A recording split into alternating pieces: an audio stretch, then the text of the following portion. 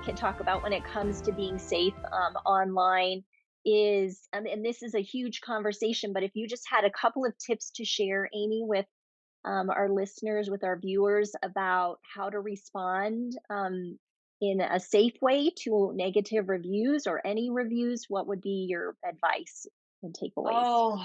Oh, well, so the short version is there have only ever been 6 dentists that have received a fine for violating HIPAA ever, Wow. since HIPAA's been around since 1996. 6?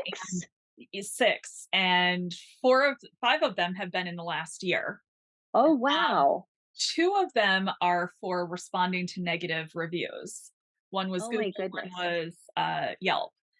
One was $10,000, one was $30,000 in fines, and because of what I do with data breaches, I know that it wasn't just the fine. I know that it probably cost them several $100,000 behind the scenes just in mitigation costs to get back to step 1. Wow. Um, but the rule of thumb with responding to reviews is keep it as simple as possible. You cannot use all the details of their appointment as a rebuttal as much as you want to. There are laws surrounding that. You're not supposed to do that. Keep it simple and generic. If it's positive review, thank you so much for your positive review. We're so happy that you had a positive experience. You're not confirming or denying anything at that point. With negative reviews, it's either you don't respond at all and you let your positive reviews outshine that. I love that strategy. Me It's too. easy. It's so hard though because Safe and easy. right, but we as humans, we want to defend ourselves and defend our honor and our reputation. So we have to just push that aside and not pay attention to that because it's just noise. It's negative noise and it's going to take up all your time and energy and it's just not worth it. But if you do decide to respond, it also needs to be something very vague and generic. Oh, we're so sorry you may have experienced anything less than our best in our office. Please give us a call. And that's it. You leave it at that. And the goal is to get that conversation off that platform. You've responded in a positive way to show your professionalism and you're not doing anything else. You're not sharing anything more than you absolutely have to. And in the HIPAA world, we call that minimum necessary to accomplish the goal. That's awesome. That's awesome.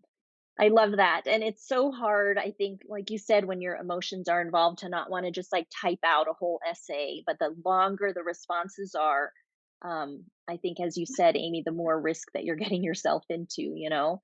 So, And there's several states that will allow that information to be used against you in civil lawsuits.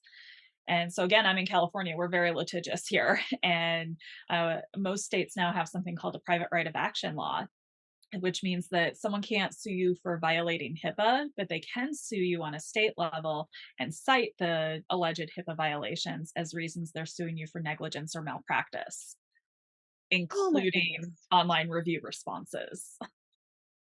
Oh my gosh. This I was, know, it's super fun, isn't it? I This is know, why there's people so make much. passwords, "I hate Amy." But We'll the good take it news as a is there's compliment. always something that can be done to offset any kind of risk. Even a worst case scenario, there's so many things that you can do to offset that risk.